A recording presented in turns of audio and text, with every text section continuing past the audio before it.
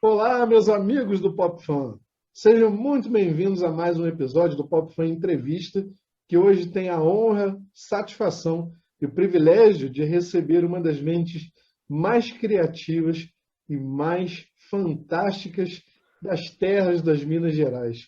Eu falo de ninguém mais, ninguém menos do que o ilustre artista Matheus Matos, da Matos Box. Seja muito bem-vindo ao Pop Fan TV, Matheus. Muito obrigado pelo seu tempo. Muito obrigado, Edgar. Muito obrigado a todos. Uma boa noite aí, ou bom dia, né, para todo mundo que está assistindo. E vamos aí bater um papo hoje, bem legal. Matheus, pois é, você já é praticamente sócio fundador do PopFan, já esteve aqui conosco em Petrópolis na última edição do nosso evento em 2018. 2020, nós tivemos a satisfação de realizar uma live maravilhosa com a tua presença, conversamos, contamos aí um pouco sobre a tua trajetória. Mas para Uhum. quem está assistindo o PopFan TV hoje, vamos recontar um pouquinho essa história. Quem é o Matheus Matos e por que o Matheus Matos está aqui conosco hoje? Bom, vamos lá então. Eu trabalho hoje como escultor e possuo um estúdio que produz colecionáveis. Eu já estou trabalhando nesse mercado aí há alguns anos, mais ou menos ali por volta de 2013, que foi quando eu comecei a me aventurar por essas bandas assim.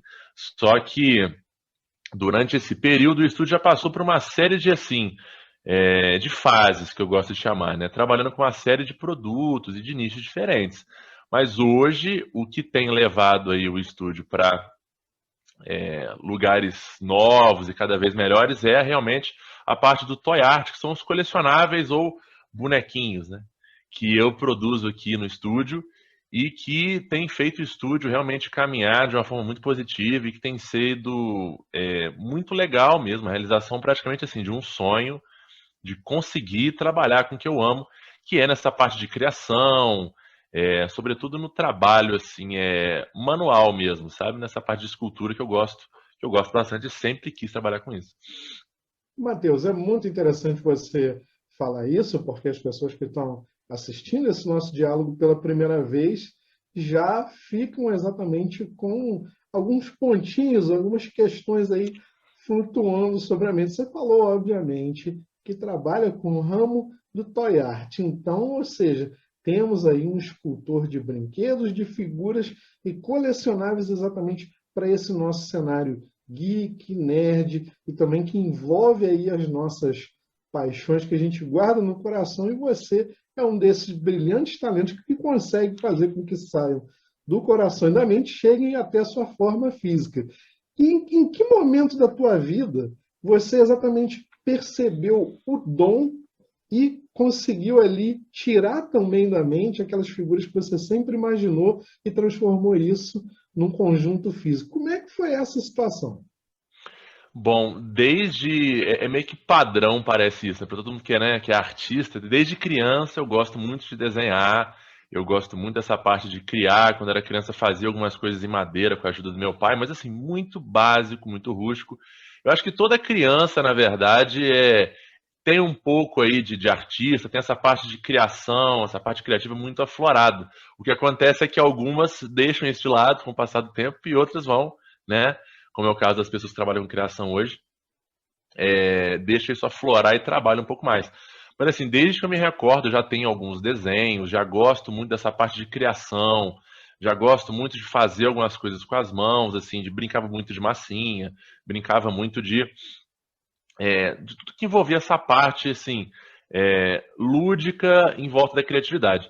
Só que é, eu fui passando por esse período, né? Fui crescendo como adolescente, acabei dando uma desviada e foi mais ou menos ali por volta de, né, igual eu falei, 2013, tinha mais ou menos uns 20 e poucos anos ali, que foi quando eu comecei a voltar a ter contato com essa parte de criação.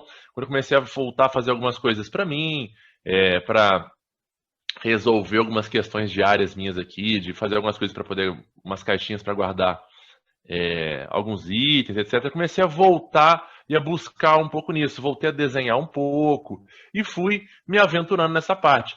Mais ou menos em 2016, eu, o estúdio já estava aberto, as coisas já estavam acontecendo aqui, só que eu vi assim, poxa, eu hoje já sabia pintar, já sabia alguma coisa na parte de, às vezes, de marcenaria ali para poder construir alguma coisa, um objeto mais simples.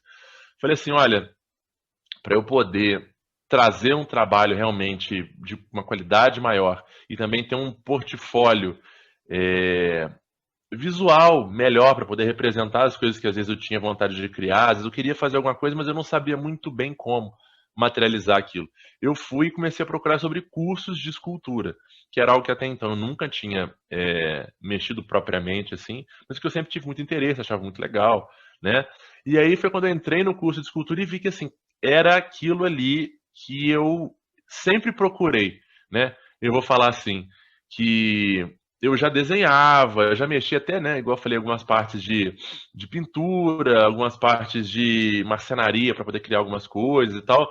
Mas assim, eram coisas que eu gostava, mas não, que, não me despertava realmente aquela chama, aquela paixão, igual a escultura despertou. Quando eu peguei, assim, na massa pela primeira vez, fiz a primeira aula, eu falei assim, é isso aqui que vai me levar até, assim, onde eu quero e que vai me dar condições e ferramentas para conseguir materializar aquilo que eu imagino, que eu quero, as mensagens que eu quero passar e tal.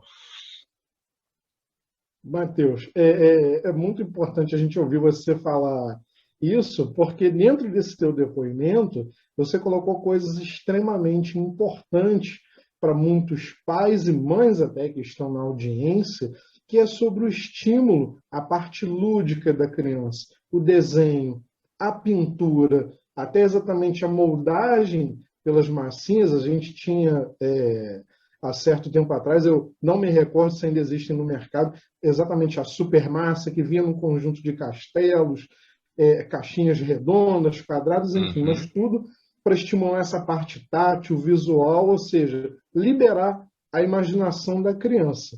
E é interessante porque alguns ditados exatamente dizem que os melhores artistas são crianças que jamais deixaram seu lado lúdico e exatamente inocente dentro dessa parte de criação, afastados mesmo Com em certeza. fase adulta, mais maduros.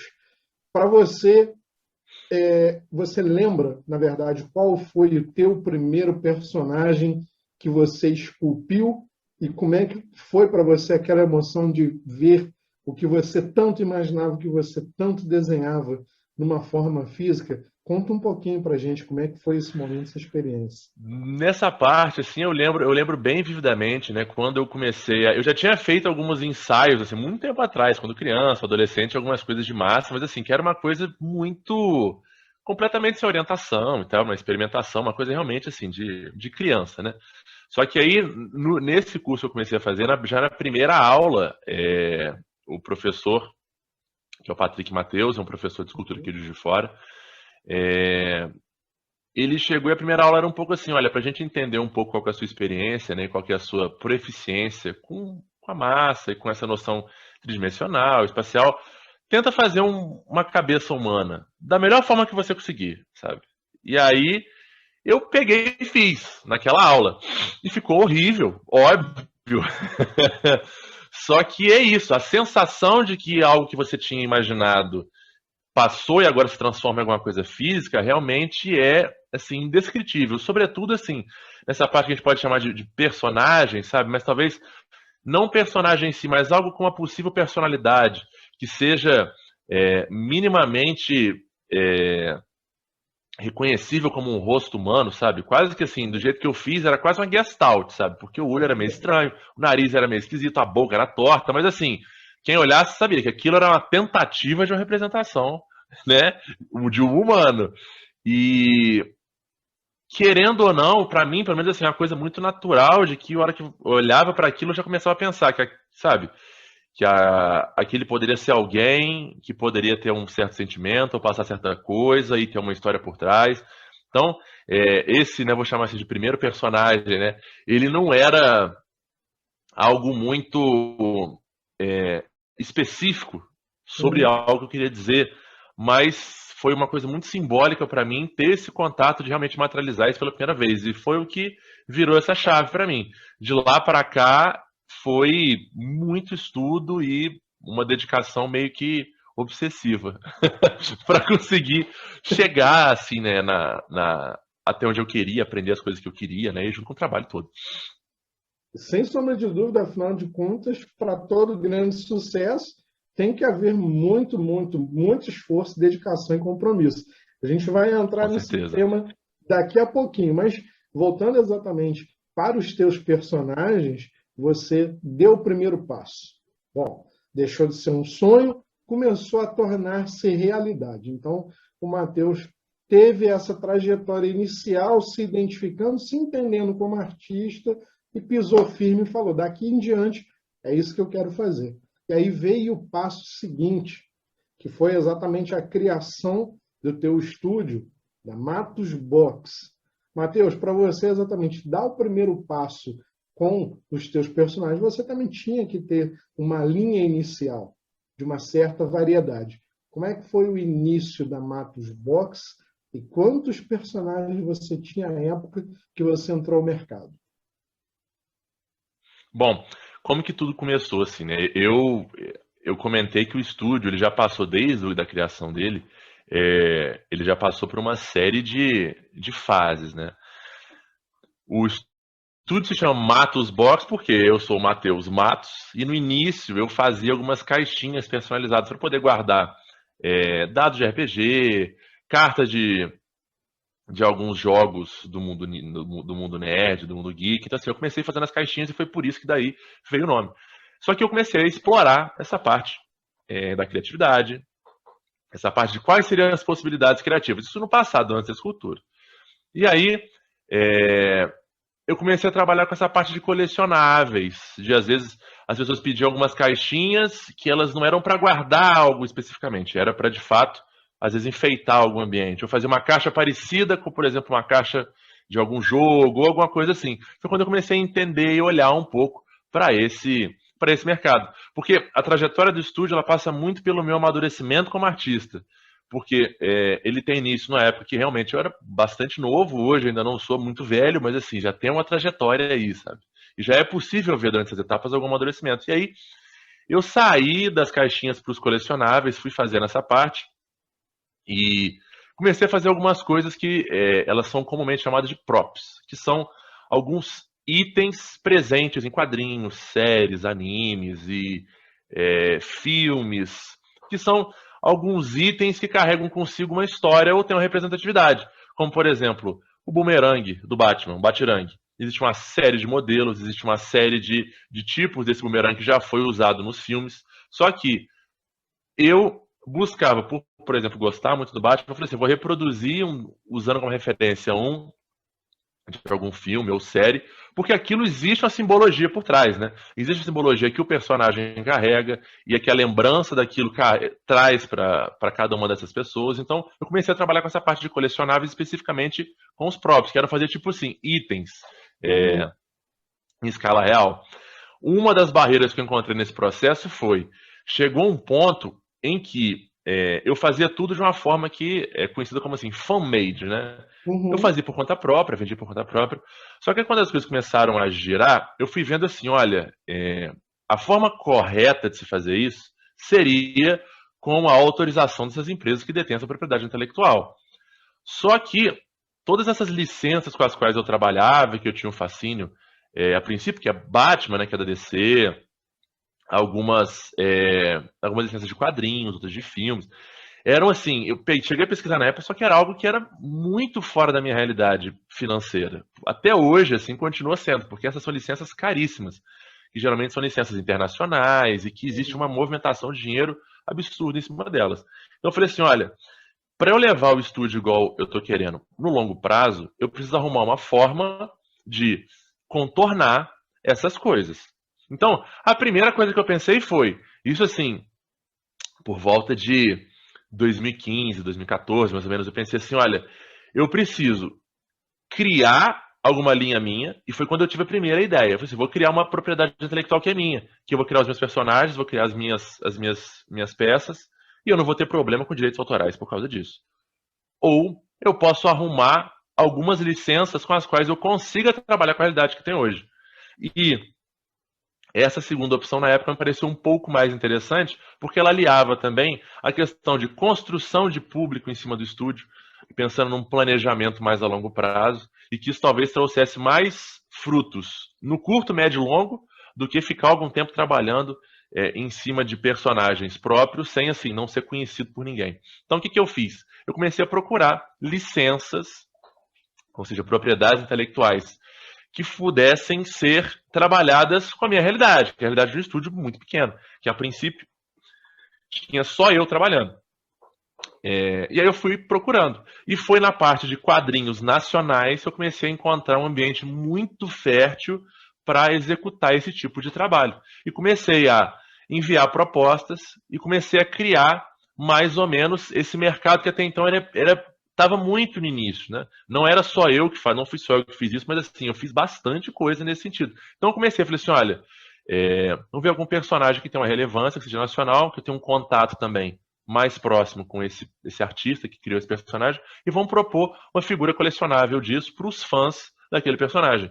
Porque dentro desse funcionamento do mundo geek, do mundo nerd, essa questão de colecionável, você comprar alguma coisa, ter algo que representa esse personagem que você gosta, é um negócio que está muito presente, né? Todo nerd é cheio de bagulho, a estante lotado de coisa. Então eu falei assim, poxa, não tem ninguém fazendo bonequinho desses personagens. Não tem ninguém fazendo bonequinho desses personagens. Vamos então começar a licenciar eles. E foi o que eu comecei a fazer. Mais ou menos ali em 2017, eu já tinha alguma experiência com a escultura, né, que eu tinha começado, já estava me dedicando bastante, e comecei a arriscar fazer esses licenciamentos. E aí eu fazia o contrato certinho e licenciava como se fosse a licença de uma marca grande, mas com uma licença menorzinha, que te coubesse dentro do estúdio. E as coisas começaram a acontecer. E eu fiz mais de 20 personagens licenciados nesse meio tempo. Trabalhei para uma série de empresas, trabalhei para uma série de artistas que eu admirava muito, e foi algo que me abriu muitas portas, né? Então, assim, tem devagar mais também. Foi mais ou menos em 2018 que eu comecei a falei assim, olha, eu já tenho um público e um alcance considerável, porque eu já trabalhei com uma série de pessoas, já tenho um currículo e um portfólio legal, vamos começar a ensaiar o que seria a primeira peça da linha de peças autorais. Porque, Edgar, tinha uma coisa que era tipo assim, chegou um momento que as coisas começaram a dar muito certo, assim, para essa parte de licenciamentos nacionais. E existia esse design que chegava pelo guia de modelo do artista, ou seja, uma personagem é assim, visto de frente ele é assim, visto de costas é dessa forma, só que tudo era em 2 dimensões. E também tinha um pouco de trabalho meu em fazer a tradução de 2 dimensões para as 3 dimensões. Porque, bem ou mal, algumas coisas precisavam ser adaptadas. Então sempre tinha isso. Tinha um pouco do que era meu e tinha um pouco do que era do personagem. Obviamente, sempre tentando criar uma figura que remetesse àquele personagem de referência. E aí, as coisas foram acontecendo e ficava uma coisa dentro de mim, assim, eu nunca sabia direito se as peças estavam rodando, se o estúdio estava girando porque os personagens eram muito, né, queridos, ou se era por causa do meu trabalho em cima daquelas peças. Então sempre tive um pouco dessa síndrome do impostor. Eu falava assim, o estúdio está girando, mas pô, é porque eu estou trabalhando com vários personagens que são muito conhecidos dentro desse meio. Então assim, não é por minha causa, sabe? Então eu comecei a ficar um pouco com isso, falei assim, olha, eu tenho que tirar a prova dos 9, sabe? E a prova dos 9 vai ser, vamos então fazer algo que é meu, que ninguém conhece, que é um troço que eu criei, para ver o que vai acontecer. E foi no ano de 2020 que eu consegui tirar essa ideia do papel, porque também é assim, sobretudo por ser a primeira, né, tipo assim, a realização de uma coisa que eu estava querendo há muito tempo, fica aquela expectativa de você sempre querer fazer tudo bonitinho, deixar tudo ajustado para chegar a hora certa, sendo que a hora certa de fato meio que não existe. Até porque a linha dos originais, né, que é o nome dessa parte desses personagens que são do estúdio, que não são os licenciados, são os originais do estúdio, ela surgiu no meio da pandemia, no ano de 2020. Então, assim, era a pior hora possível, se você for olhar dessa forma, né? Eu já tinha ido em Comic Con, já tinha disposto trabalho na Comic Con, participado da Comic Con várias vezes, por exemplo, e de outros eventos, mas a Comic Con é um evento muito grande. Então, assim, se eu tivesse que lançar alguma coisa, tinha que ser lá. E foi justamente no meio da pandemia, sem evento, sem poder ter contato com o público direito, que eu falei assim, não, não vai passar de agora. E eu vou fazer a linha de originais, porque era uma coisa também que eu estava precisando naquele momento, que foi um momento muito conturbado que a gente passou no ano passado e ainda está passando agora. Então, foi mais ou menos assim que aconteceu essa evolução e esse amadurecimento, pensando realmente na longevidade do estúdio, um negócio que seja saudável, né? Cara, é extremamente prazeroso ouvir você falar isso, porque para quem também é empreendedor, é um case que a pessoa vai sentar, vai ouvir você palestrar e entregar toda a metodologia, do início ao fim, porque mostra exatamente o quanto o brasileiro é resiliente, criativo, sem limite, quando principalmente se tem talento e vontade, prazer naquilo que se faz. Então, eu acho Com que certeza. por isso que é importante ter você aqui conosco, para exatamente estimular cada vez mais você, artista que está aí do outro lado, porque o Matheus não só é prova viva, mas é como ele mesmo mencionou, não é um caso que começou, já ganhou sucesso, vou sentar, não. Matheus, para quem acompanha, sabe que ele está em constante evolução e, afinal de contas, existe concorrência e você não deve parar jamais, até Com para certeza. continuar aprendendo e a evoluir seu próprio talento. Matheus, Sobretudo, por sem querer favor. te interromper, mas você falou Não, um ponto que é muito por interessante, nessa parte assim de que todo artista hoje no Brasil, assim, né, é empreendedor em algum momento da sua carreira, sobretudo no início. É muito importante manter essas duas coisas muito alinhadas. Isso que você falou, essa questão de se reinventar, que remete muito a essa parte do empreendedorismo, que foi uma coisa que eu fiz aqui que justifica também por que os originais surgiram no ano de 2020 na pandemia. Por quê? Eu tinha esse modelo de negócio, que era a parte de licenciamento, que estava indo assim, só ia aumentando. Em 2018, a gente lançou na Comic Con 2 peças. Em 2019, eu lancei 8 peças na Comic Con. Então, assim, você vê o tamanho que cresceu o alcance.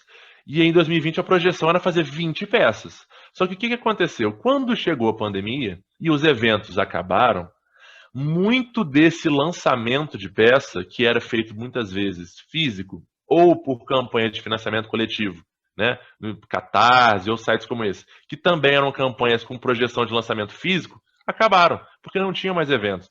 Então a quantidade de demanda para esse tipo de trabalho, a quantidade de campanha de financiamento coletivo, que às vezes a gente fazia como oferta, recompensas extras, as partes colecionáveis e tal, sumiram. Eu falei assim, olha, se eu não bolar uma forma de funcionar esse negócio dentro dessa nova realidade, vai acabar, porque não tem mais evento. E eu usava o evento como assim, uma plataforma total de vendas. Para você ter uma noção, a Comic Con, só a Comic Con, 5 dias de Comic Con, eles representavam quase 70% do faturamento do estúdio. O estúdio girava ali, sabe? E a hora que eu fiquei sem isso, eu falei assim, olha, eu preciso dar um jeito.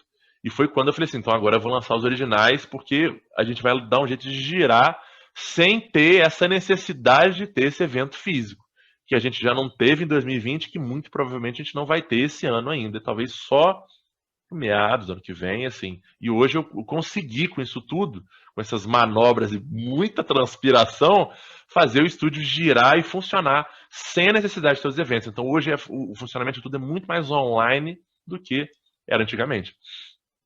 Pois é muito, muito importante, cara, que o artista não só viva da glória, que entrega o produto, é maravilhoso ver o sorriso no rosto do fã, do consumidor e tal, mas exatamente, é como você bem demonstrou e bem exemplificou, é saber exatamente se reinventar, estar sempre quiçá 2 passos à frente para evitar esses reveses. Algumas coisas, infelizmente, são imprevisíveis, como foi a própria pandemia, mas ainda assim tanto você como diversos outros artistas conseguiram se manter no mercado. Infelizmente, a gente viu muita gente tendo que abrir mão de certos talentos e dons para se empenharem, embrenharem em outras profissões cotidianas, porque, afinal de contas, as contas chegam, o Com alimento precisa estar certeza. sobre a mesa,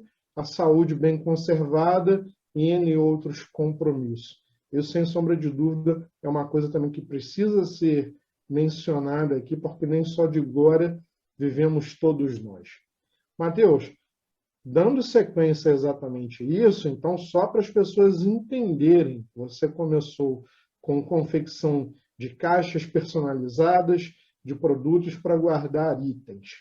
Veio, Uhum. então, realizando parcerias com artistas para dar vida ali, forma às figuras dos personagens.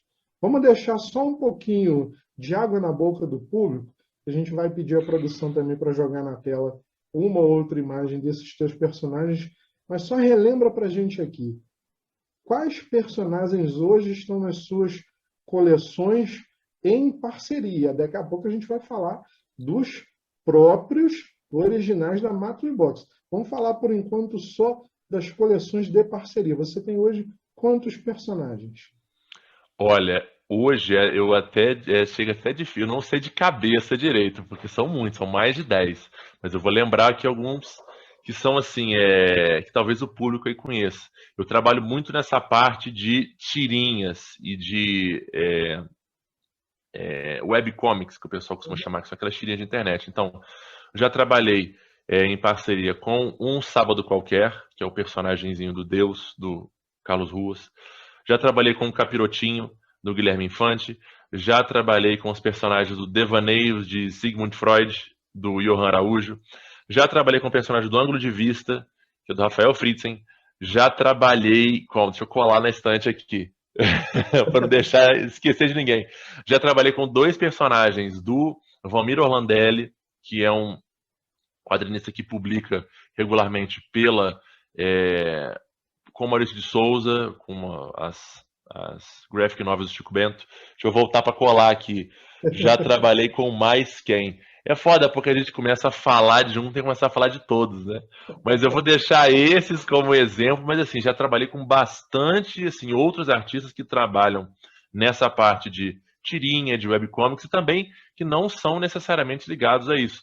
Eu trabalhei com artistas da parte de grafite, com a parte de muralismo, de customização. Então, assim, era sempre uma ideia de trazer um produto que é o toy, que é o bonequinho, relacionado a essa propriedade intelectual ou esse trabalho, essa referência de trabalho desse artista que a gente estava trabalhando aqui no estúdio. E nesse meio período o estúdio também foi crescendo, sabe? Que foi uma coisa que foi muito legal. Que eu tive a oportunidade de começar, assim, de precisar chamar algumas pessoas para me ajudar, porque as demandas realmente começaram a crescer e tal. Isso foi uma coisa que foi muito legal. Até porque, assim, é isso, começava a pipocar, gente, sabe? Olha, vou fazer um lançamento de um quadrinho tal, quero fazer personagem. Lançamento do quadrinho tal, personagem. E foi girando essas coisas, sabe? Que é isso, assim, no ano de 2019 eu fiz muito projeto. E para a gente ter uma noção realmente, igual você falou, do impacto que essa mudança que a gente teve toda, no ano de 2020 eu fiz uma parceria só e nesse ano não tem parceria nenhuma que o estúdio fez, porque realmente o mercado nessa parte, por causa da falta de eventos, de tudo que está acontecendo, né, ficou muito pouco aquecido nesse sentido. Realmente muitas pessoas tiveram muita dificuldade de passar por isso tudo e passou da melhor forma possível. Mas assim, para você ter uma noção de igual você estava falando, do impacto que isso teve, isso trouxe para o estúdio uma queda quase para zero, não só da procura, né? Mas porque o estúdio também, o que que eu fazia? Eu procurava esse artista, né? Eu falava assim, olha, esse cara tem um trabalho bom, eu quero licenciar esse personagem porque eu acho que tem um potencial, tem uma demanda reprimida ali, porque eles não compram porque não tem, né? Então vamos fazer. E eu fazia muito isso, mandava e-mail, procurava, vamos fazer boneco do seu personagem, vamos fazer boneco do seu personagem.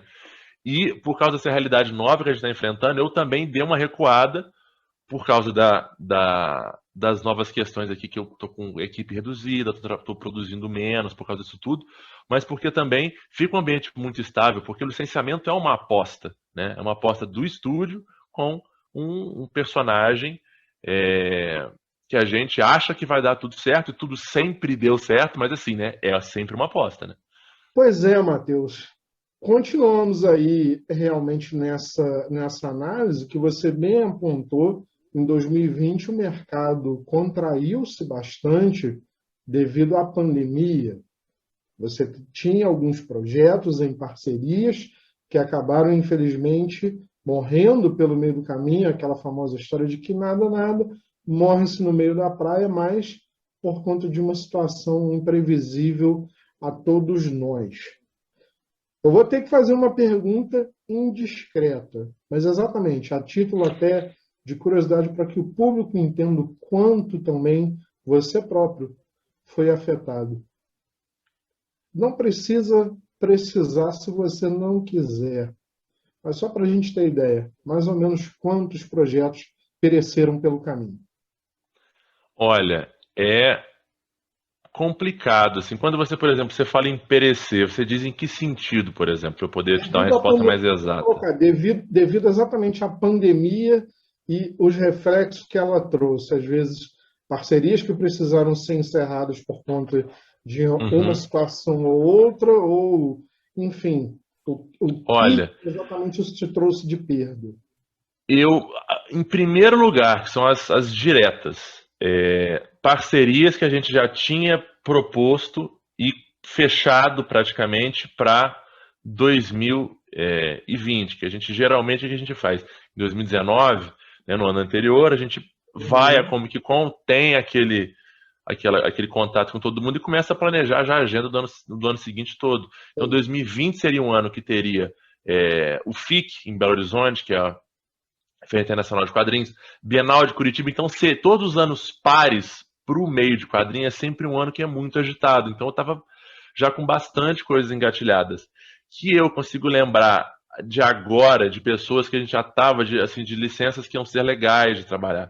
E a gente já consegue falar, tem pelo menos assim, umas 5 que morreram aí. Tipo assim, olha, não tem evento, não tem como seguir. E eram parcerias que, assim, alguns trabalhos estavam até assim, avançados já na parte de design e tal, mas que eles é, tiveram que ser engavetados praticamente. Inclusive trabalhos com empresas grandes, empresas internacionais, que tiveram que ser engavetados porque a insegurança do mercado deixa todo mundo muito arisco. Então, fica um negócio que é complicado. Então, assim, esse é o impacto. Pelo menos 5, que eu estou me lembrando aqui agora, sem fazer uma retrospectiva, porque a gente faz, né, muito Uhum. orçamento, passa muito trabalho, mas pelo menos 5 que eu consigo me lembrar, que foram alguns marcantes, né? Que eu acho que não vale a pena citar, porque isso pode, Legal. né? é, Quebrar um pouco dessa futura expectativa. Vamos ver como é que vai ser. Mas Uhum. eram licenças assim muito legais, era de série animada, que passava na TV fechada, enfim.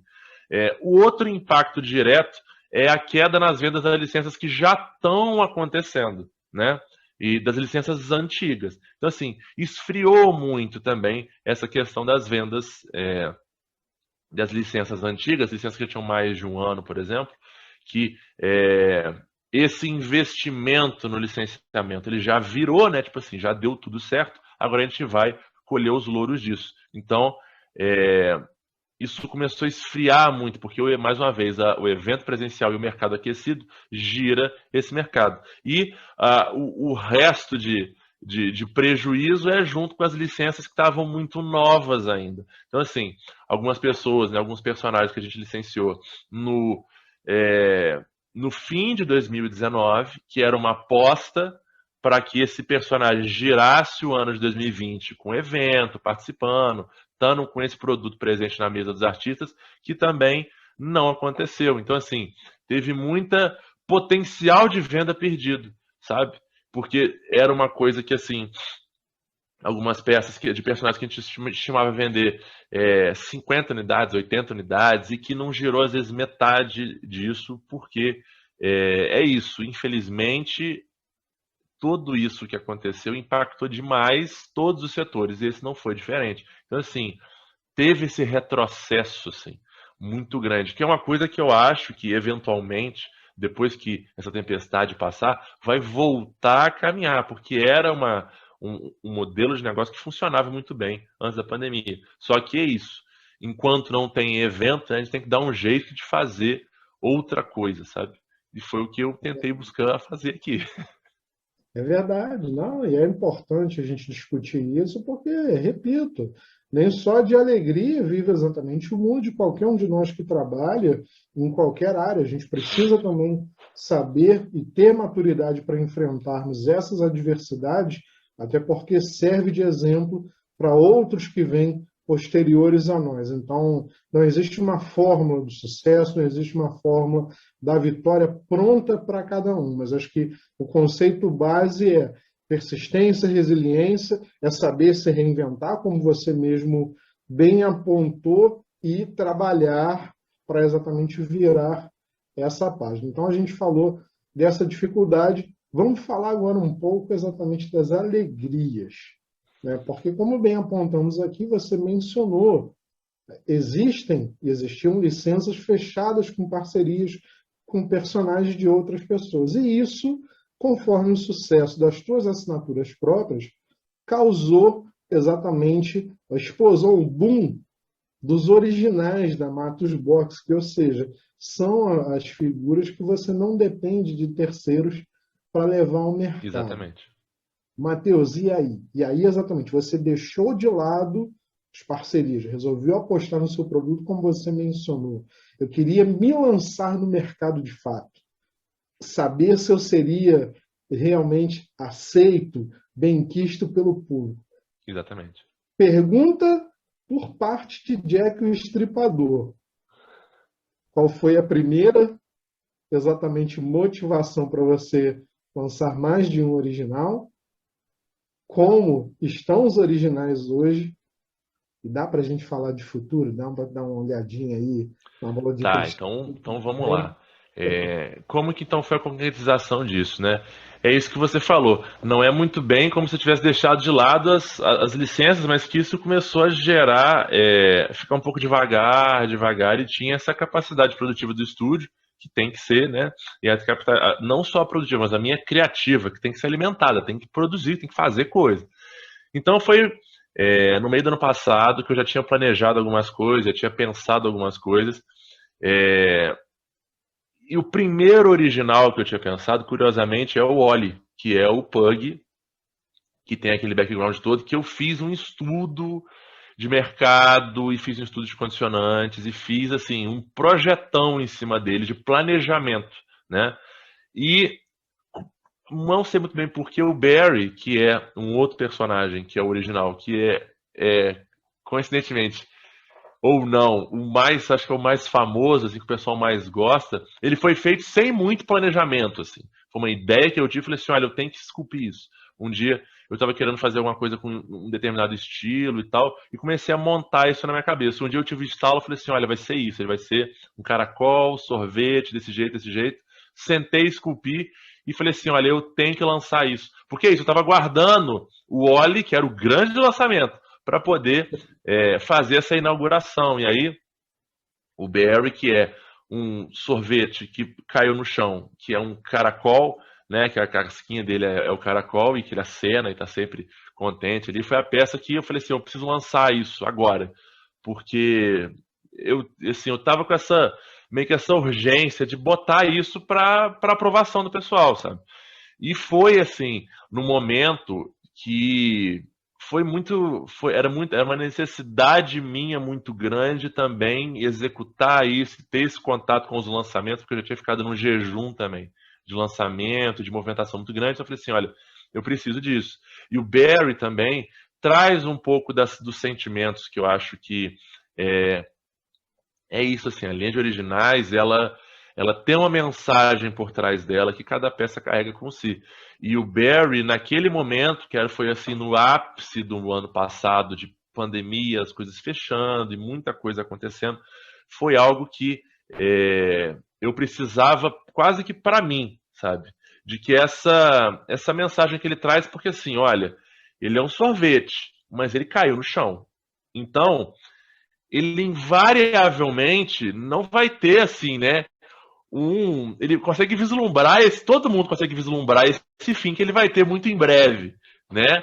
Mas isso não quer dizer que ele vai estar triste ou que ele vai estar se deixando abater, porque ele está assim feliz, está sorrindo, está cenando, interagindo com quem está olhando para ele, porque ele está naquela situação ali, só que não é porque ele está naquela situação, com aquilo tudo acontecendo, que ele vai se deixar abater. Então, assim, o Barry, para mim, né, traz uma sensação de superação, sabe? Uma sensação de passar por essas adversidades. Eu não sei se muito bem seria uma resiliência, né? Porque ele é um sorvete derretendo, né? Então, mas que traz isso, assim. E é isso. Essa é a mensagem que eu tentei passar quando eu fiz ele, mas eu não consigo, né? Cada pessoa recebe isso de uma forma, né?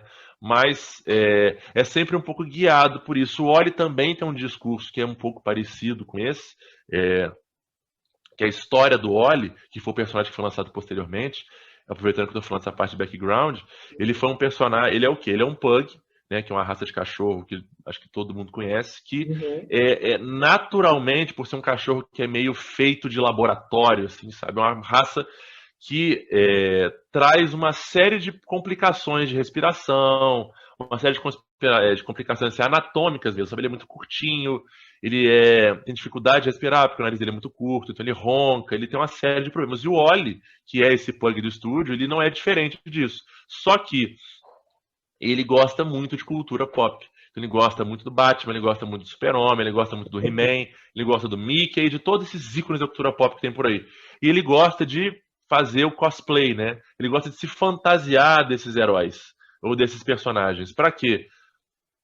Para que ele consiga buscar nesses heróis coisas que às vezes ele acha que está faltando nele, às vezes alguma bravura para enfrentar alguma coisa, um sentimento de ser capaz, de ser potente sobre as adversidades que está encontrando também, né? E é quando ele faz isso, quando ele se fantasia, que ele vê que essas dificuldades que ele tem, na verdade, ficam em segundo plano, e que é isso que faz ele ser esse cachorro especial aí que ele é. Então, assim, o primeiro original foi o Barry, e que eu fiz um lançamento com expectativa baixíssima, assim, que foi muito positivo.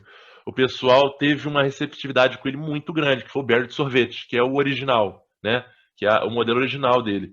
Logo, algum tempo depois, eu falei assim, olha, sempre tive muito ligado em Halloween, sempre gostei demais dessa temática, e falei assim, eu vou lançar um Barry especial do Halloween.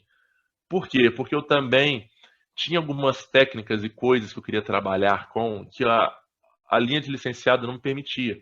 Um desses exemplos as cargas com fosforescentes, que brilham no escuro. Então tem uma série de cores dela. Eu sempre quis trabalhar com isso, porque eu sou da geração do geloco, daquelas coisas que brilhavam no escuro, então eu sempre achei isso legal. E eu falei assim, eu vou usar o Barry dentro dessa questão de brilhar no escuro para trazer alguma coisa. Pensei e surgiu a linha, o lançamento do Barry de Halloween do ano passado. E aí foi realmente uma explosão, assim, foi muito positivo. Que era o Barry, só que agora ele não era o sorvete, ele era uma gosma radioativa que saía de um barril, né? Então, assim, foi muito positivo. E as coisas começaram a acontecer numa velocidade muito interessante, porque eu comecei a me dedicar praticamente integralmente para essa parte dos originais. Então, desde, né, do lançamento, que foi em meados do ano passado, tá fazendo deve ter feito, tem que conferir, mas do primeiro lançamento do Barry, tem mais ou menos um ano. E de lá para cá já aconteceu muita coisa, né? Já teve o lançamento do primeiro quadrinho do estúdio, que é um zine que conta a história do Oli, né, que foi lançado esse ano, né? Então, assim, foi algo muito positivo para mim, que deu realmente um gás no estúdio e que abriu possibilidade de outros horizontes, sobretudo para cumprir aquilo que a gente tinha conversado no início, aquela vontade minha antiga de criar uma propriedade intelectual para ser algo que fosse também para um médio e longo prazo, pensar isso se inspirando também em algumas cases de sucesso aí absoluto do mercado, como por exemplo Hello Kitty ou He-Man, né? Analisando Uhum. esses personagens como produto que eles são, buscar um pouco de inspiração nisso para pensar alguma coisa para o longo prazo também. Então, assim, hoje, especificamente assim, nesse mês a gente está lançando um berry novo, que é o berry de mel, né? Que é mais um berry dessa linha, porque tem esse original, que é o de sorvete, e aí eu começo a brincar um pouco com essas possibilidades dele. Então, ele é um berry de mel, que é como se fosse um mel que saiu de uma colmeia, e tem ali a abelha rainha que não está muito feliz com o que está acontecendo, porque a casa da colmeia está sendo carregada, então ela tá ali meio com a cara meio estática e tal, mas ele também segue com esse ar de positividade, etc. E o Oli, a gente lançou ele, né, ele peladinho, igual eu costumo chamar, que ele sem a roupinha dele, e fizemos um lançamento que é ele de Batman, que é o Bate-Oli, né? Que traz por aquele lado da paródia, né? Que é, Uhum. ele não é o Batman, ele é um pug vestido de uma fantasia de morcego, né? E aí ele tem uma série de coisas que acontecem ali, teve uma produção de um curtazinho de stop motion em cima dele. Então, assim, com a linha de originais, foi onde eu me vi livre para poder criar e fazer alguma coisa que, assim, na pior das hipóteses, estou fazendo um negócio que é legal, sabe? Igual, por exemplo, esse vídeo de lançamento do Bate-Hora, que eu fiz um pequeno curta. Deu um trabalho descomunal fazer, mas foi muito legal, sabe? E assim, independente, falava assim, independente se vai ser um sucesso ou não o lançamento, vamos fazer porque eu quero muito fazer. Então eu fiz e foi assim, muito legal, foi uma experiência ótima. E eu tô aí para lançar, depois do Barry agora, mais alguns Olis. E esse ano também tem o Halloween, que virou uma tradição no estúdio desde o ano passado, que o pessoal pede muito e vai ter 2 lançamentos. A ideia é fazer um lançamento por mês, ou tentar fazer dentro dessa perspectiva nossa. E assim, para encerrar essa resposta longa aí, que eu acho que eu consegui responder quase tudo. Hoje, eu vejo o estúdio, depois desse quase 1 ano e meio de trabalho em cima dessas adversidades, o estúdio hoje funciona sem os eventos. Então, assim, se a gente precisasse continuar nessa realidade logística, né, da pandemia, de que não tem esses eventos com tanta frequência mais e que isso está tudo muito espaçado, né? Mesmo que as coisas continuassem assim, que não vão, mas assim, né?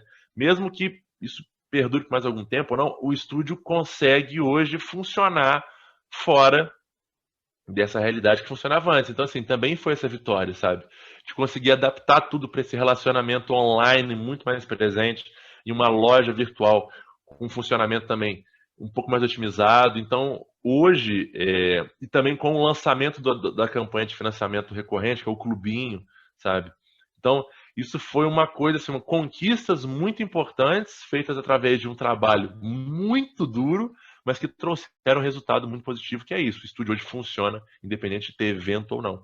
E isso uma hora, eu acho que, né, que a gente espera que vai voltar, e aí vai ser a época da primavera aí de tudo, porque vai ser algo muito positivo mesmo. Sem sombra de dúvida, é algo inspirador, viu, você comentar sobre esse lançamento, porque você se aproveita de um personagem próprio e faz um mashup com outras Exatamente. tendências e exatamente já deixa cada vez mais oriçado o público que está te seguindo, que está adquirindo os teus produtos, né? A gente vai ter encerrado essa entrevista aí, um filminho com as imagens dos teus lançamentos para as pessoas verem de fato o que são, por que são caprichados, por que são tão bem quistos. Mas eu quero aproveitar, deixa, Matheus, já você mencionou, deu um spoiler para a gente avançar sobre o clubinho.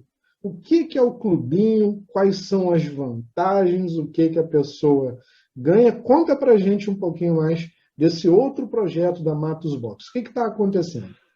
Como que foi assim, então, né? Eu fiz o lançamento do Oli e fiz o lançamento desse quadrinho dele, que é um zine. Ele tá até aqui, ó. É um quadrinho mesmo, ele é pequenininho, tá vendo? É uma folha Uhum, A4 e ela uhum. vai sendo dobrada e você vai lendo ele de acordo com que você vai desfazendo esse origami aqui, né? Até poder abrir tudo e ter a história completa dele, que é essa história em resumo que eu contei aqui agora. E Uhum. e a ideia de fazer isso era fazer algo inspirado por essas cases, né, que a gente olha, que nesse caso dele foi essa case da Mattel com o He-Man, que o He-Man, né, para quem não sabe, né, era inicialmente um boneco apenas Uhum. e que eles, através de um trabalho de storytelling ali em torno Uhum. desse background do He-Man, criaram todo esse universo que cativou uma geração e que hoje é extremamente marcante para todo mundo. Então, assim, sempre usando como referência empresas que já passaram por outros momentos de dificuldade no passado, mas que, assim, que perseveraram e conseguiram resultados ótimos, eu falei assim, olha, eu tenho que trabalhar esse background desses personagens. Eu lancei o quadrinho.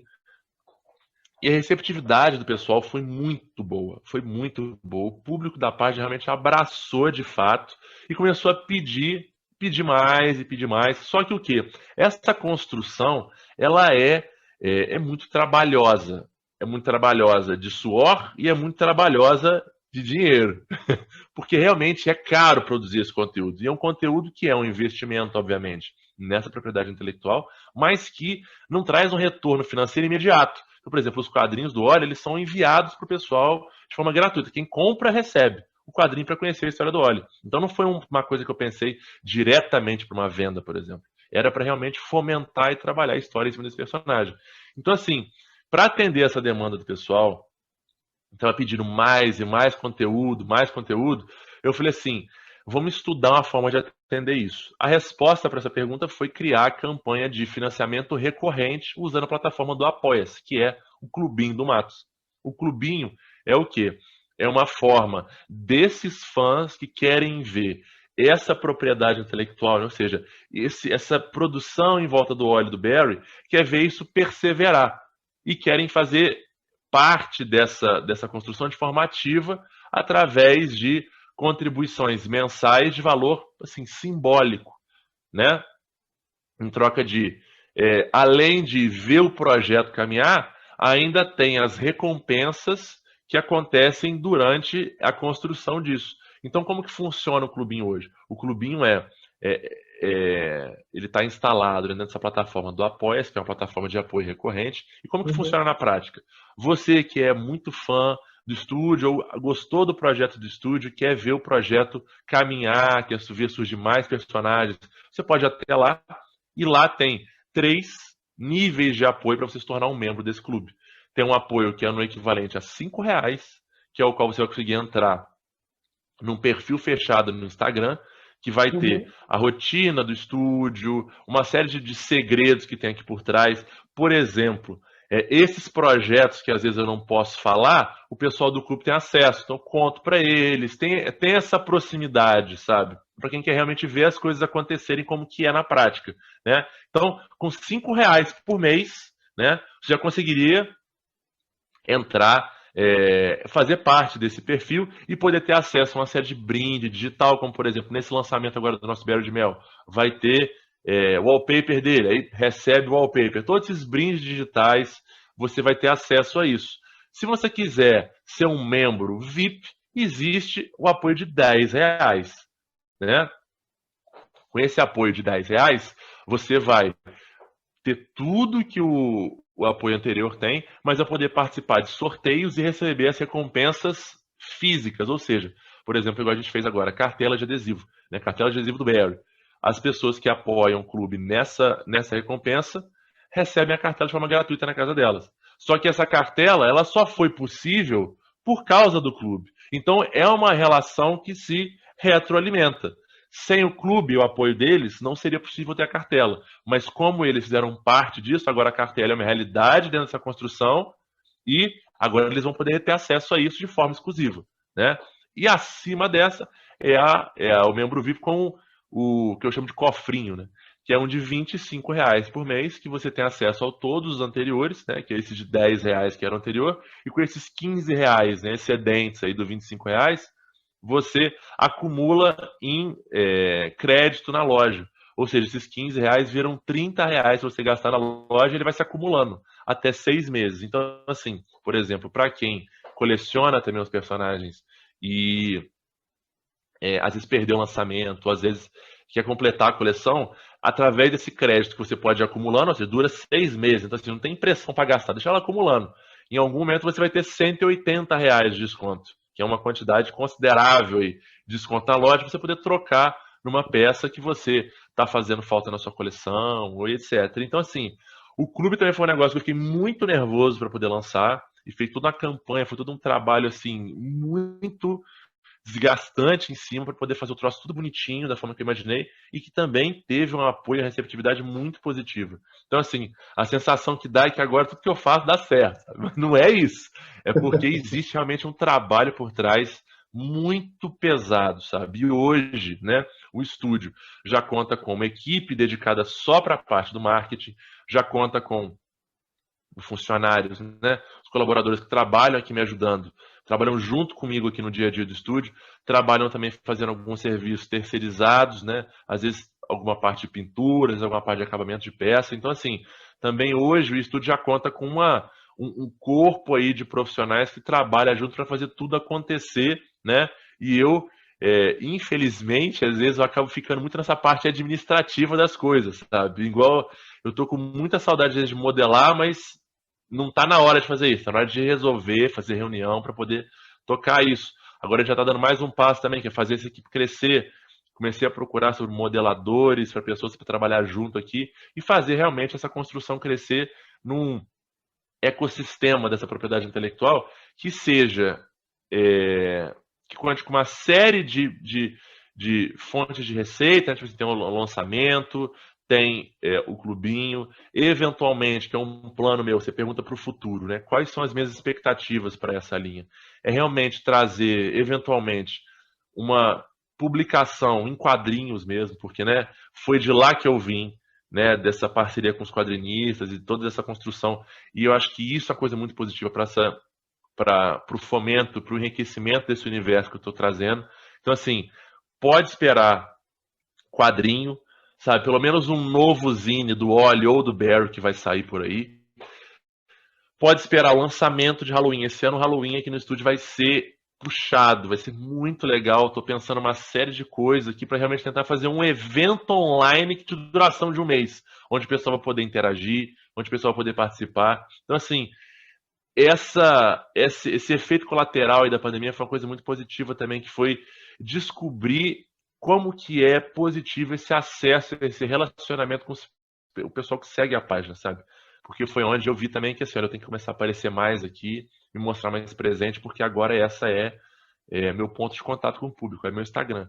Então, conheci muita gente legal, tem tido assim, realmente amizades nascendo disso, principalmente com o pessoal do clubinho, que é o pessoal mais chegado, né?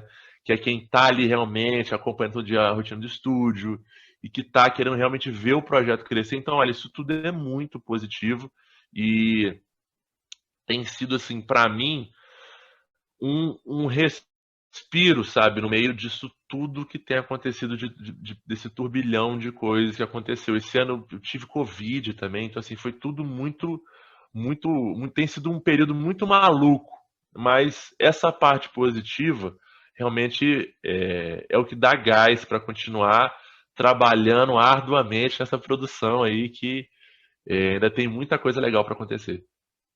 Eu repito, são frutos que você está colhendo de esforço, empenho, dedicação, profissionalismo e também o fato de ser resiliente. E vou completar. Sebrae está perdendo a oportunidade de conversar com um empreendedor de mão cheia, que é você. Matheus, a gente está chegando mais uma vez aqui ao fim do nosso Pop Fan Entrevista, mas antes da gente encerrar, eu vou fazer um ping-pong rapidinho com você. Show, Eu vamos lá. pergunto, você responde sem pensar o que te vier à cabeça. Então, Vamos lá. já que você trabalha com esculturas, qual parceiro seria qual personagem seria teu melhor parceiro no dia a dia? O Clayface, inimigo do Batman, ou Edward, Mãos de Tesoura? Eu acho que o Edward, cara. Eu acho que ele tem mais essa pegada aí de um artista incompreendido, que tá só tentando trazer essa visão dele sobre as coisas. Tá certo. Boa. Se você tivesse que escolher um desses personagens para modelar, dado o jeito aí bonachão, boa praça, mas ao mesmo tempo sacana, por assim dizer, mas um sacana do bem. Qual você escolheria? Papaléguas ou Pernalonga? Pernalonga, com certeza. Eu ainda quero fazer alguma coisa inspirado, mas o Pernalonga, não tem jeito, cara. Ele marcou também a geração, ele é um personagem que eu sou apaixonado e ainda vai ter uma oportunidade aí de ver alguma coisa inspirada nele ou buscando um pouco esse traço aí que ele traz, que é um traço muito icônico. Beleza, perfeito. Um game que você gostaria de esculpir uma peça, qualquer ela que for, seria... Nossa, calma, deixa eu pensar um segundo aqui. Hum, nossa, que tem tanto, é difícil. Olha, eu acho que o que eu já fiz algo parecido, Crash Bandicoot do PlayStation. É um jogo muito marcante para mim, que eu já tenho algumas peças, já tenho umas peças referentes a esse jogo, mas o, o Crash em si eu nunca fiz. Seria uma oportunidade muito legal, por exemplo, um dia trabalhar num projeto, às vezes com a Naughty Dog, para fazer uma coisa licenciada, ou fazer alguma coisa também fan-made. Quem sabe a gente não vê o Wally aí vestido de Crash Bandicoot qualquer dia desse, né? Aí, é uma boa, o céu é o limite. Para a gente encerrar esse ping-pong aqui, se você tivesse que viver num universo de ficção fantástico, qual dos dois seria? Star Wars ou Star Trek? Star Wars. Star Wars, eu acho que é, vai um pouco mais com o tipo de vida aí que a gente tem que levar, um pouco mais de aventura. Tá certo, perfeito. Matheus Matos, antes de encerrar, eu abro o microfone do Pop Fan para você deixar o seu recado para o público, para a audiência, aquilo que seu coração pede para que venha ao conhecimento através das palavras. Por favor, fique à vontade. Bom, vamos lá. Eu acho que se eu pudesse, né, passar uma mensagem hoje com essa vivência recente aí de tudo que aconteceu, é que é, a gente precisa realmente ser resiliente no meio disso tudo. Eu acho que isso é uma das coisas mais importantes nessa construção, não só do que está acontecendo agora, mas para a nossa vida mesmo. Eu é o que você falou. Eu sempre tento trazer isso aqui para essa vivência do estúdio, porque eu acredito que é através do trabalho e do esforço que a gente vai conseguir colher os frutos no futuro e chegar e realizar aquilo que a gente quer. Então, acho que se eu pudesse trazer uma palavra aqui hoje para o momento imediato, mas também para toda essa caminhada nossa, seria resiliência. Sem sombra de dúvida, é importante a gente ouvir isso de você para que muitos de nós consigamos exatamente mais força e mais disposição para enfrentar o que ainda não nos é conhecido, mas que certamente a gente há de superar também. Matheus Matos, muitíssimo obrigado mais uma vez Eu que pelo agradeço. seu tempo, pela sua atenção, pelo carinho para conosco. Já não é a primeira, na verdade, é uma de inúmeras vezes que participou conosco, que por um acaso na sua apresentação passou em branco. Você também fez parte integrante de um evento solidário que nós, há um ano atrás, também realizamos online. Olha, estava num time de elite que não tinha só você, tinha Mauri Filho, Tobias Daneluz, tínhamos aqui os petropolitanos, o tio Chico e o Will, Só fera. desenhistas, o amigo Jadson Dantas, ou seja, só os mais talentosos naquela ocasião para falarmos de arte. Enfim, com todos esses predicados que falam por si só, mas adjetivos que chegam antes de você, eu agradeço mais uma vez pela presença, me Eu que agradeço o despeço por convite. aqui, a todos que estão nos assistindo. A gente volta em breve aí com mais um Pop Fan Entrevista. Aquele abraço, meus amigos. Até logo. Fui!